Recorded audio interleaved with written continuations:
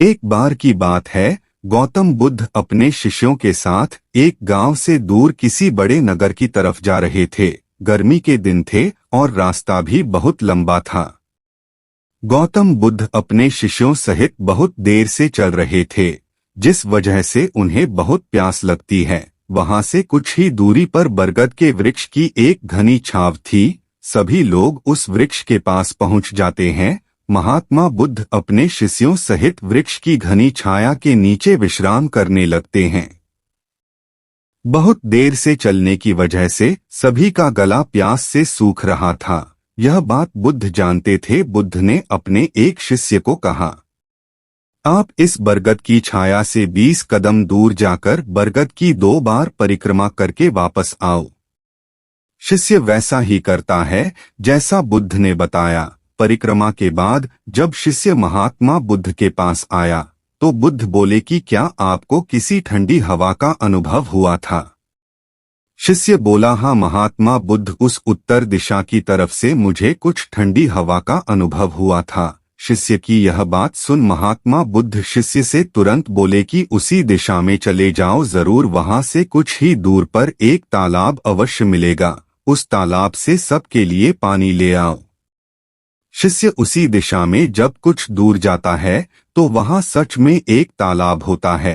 तालाब देख शिष्य बहुत प्रसन्न होता है और तालाब के निकट जाकर जैसे ही तालाब से पानी भरने वाला होता है, तभी शिष्य की नजर वहां दूर तालाब में कपड़े धो रही कुछ स्त्रियों पर जाती है। यह देख शिष्य मन में सोचता है कि यह पानी तो गंदा हो गया है, लेकिन जब शिष्य ध्यान से तालाब के पानी को देखता है कि अभी भी तालाब का कुछ पानी साफ है। इतने में 2 बैलगाड़ी जोर से तालाब के किनारे से होती हुई निकल जाती है। बैलगाड़ी के पहिए तालाब की मिट्टी के ऊपर इतनी जोर से निकलते हैं कि तालाब के नीचे बैठी बहुत सारी मिट्टी तालाब के ऊपर आ जाती है, जिस वजह से तालाब का बचा हुआ पानी भी गंदा हो जाता है।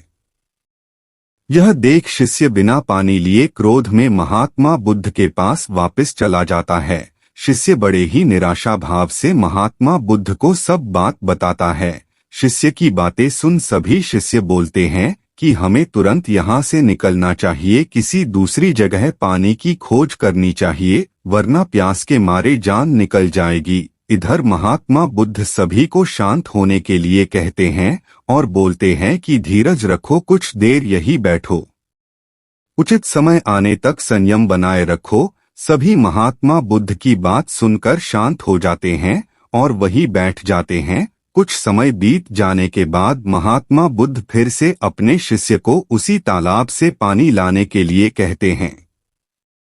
शिष्य बिना कोई सवाल किए उसी तालाब से पानी लेने के लिए फिर से चला जाता है।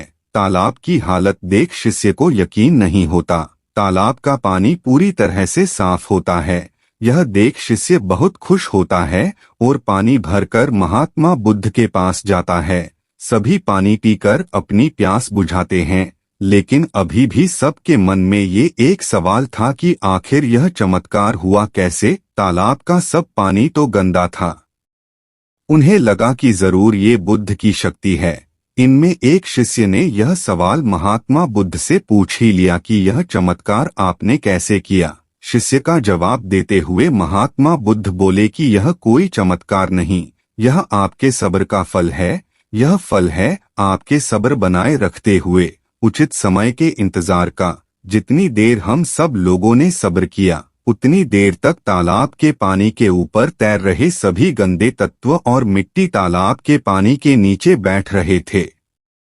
फिर कुछ देर बाद शिष्य जब वहां तालाब के पास पहुंचा, तब तक सब दूषित कण नीचे बैठ चुके थे, जिस वजह से तालाब का पानी पहले की तरह साफ हो चुका था तथा तालाब साफ दिखाई दे रहा था। यदि उस समय आप लोगों ने सब्र न किया होता, धैर्य न रखा होता, तो आप सब इतनी गर्मी में पानी की खोज में प्यासे रहकर शायद अब तक मृत्यु को प्राप्त हो गए होते।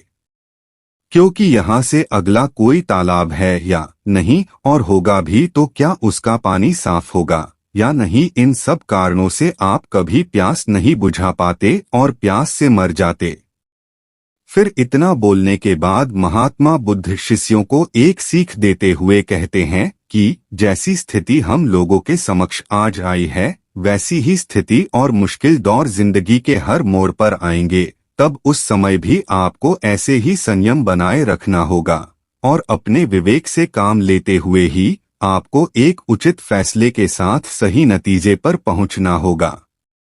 हर मुश्किल दौर में सब्र रखते हुए ऐसे ही शांत मन से ही कोई फैसला लेना चाहिए जिसका आपके और दूसरों के लिए अच्छा हो, क्योंकि ऐसी स्थितियों में लोग अक्सर गुस्से में आकर अपना सब्र खो देते हैं और गुस्से तथा जल्दबाजी में गलत काम और फैसला कर बैठते हैं, जिसका बुरा परिणाम उनको भविष्य में देखने को मिलता है, जिसमें खुद का नुकसान अधिक होता है।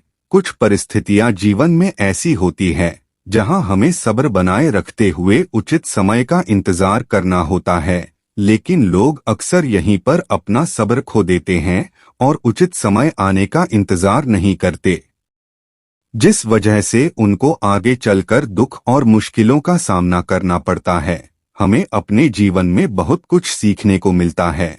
हमें अपने जीवन की उन अनमोल बातों और ज्ञान का बोध होता है जो हमें हमारे जीवन में बहुत काम आती है। अक्सर इंसान जिंदगी में आने वाली परेशानियों के बारे में सुनकर बहुत परेशान हो जाता है, तो ऐसे में हमें गौतम बुद्ध की सीख से बहुत कुछ ज्ञानवर्धक बातें सीखने को मिलती है, जो जीवन की मुश्किलों का सामना करने की ताकत देती है।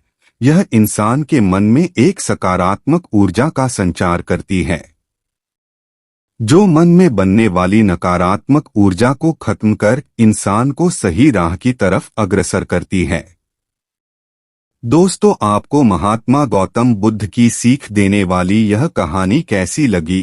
कृपया हमें नीचे कमेंट बॉक्स में कमेंट करके जरूर बताएं और वीडियो पर लाइक करें, चैनल को सब्सक्राइब करें। धन्यवाद।